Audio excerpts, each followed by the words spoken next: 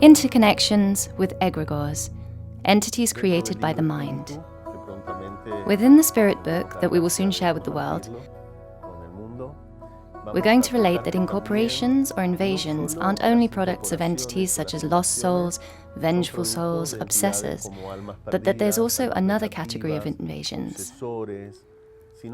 There's also another category of invasions, beyond those of the living, that we've touched on, which are the egregores. What are egregores? What type of energy are they? They also appear within the register of interconnections. It's a very specific energy category. A classic example is fear. A patient who has experienced fear throughout their life and has felt deeply fearful of many things, a large proportion of their thoughts have been charged by fear. At some point, this fear creates an astral form, an energy, and we call that energy an egregor.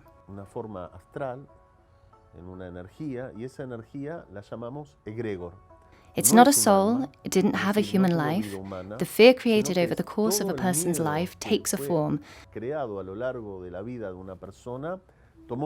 and that form develops a consciousness which, in the interconnection, can talk to us and, for example, will tell us, I am the fear that lives within the patient, generated by the person's own mind. Exactly. And, on top of that, that same entity produces and generates more energy to actively keep feeding the fear. It forms a kind of domino effect, a waterfall effect, a feedback loop. Exactly, a feedback loop. And we can encounter lots of types of these self-growing egregores.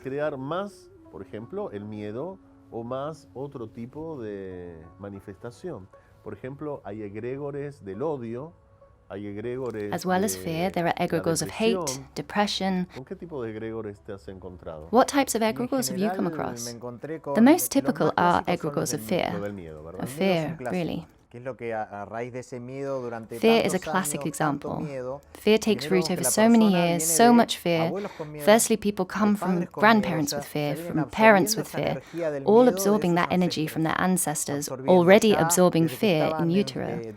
Then mothers with fear, and then born with fear already printed in every one of their cells, and it develops. Add in life's traumas, their own traumas, and so much fear starts to develop that it generates a different energy, an energy that becomes an entity that then manipulates them.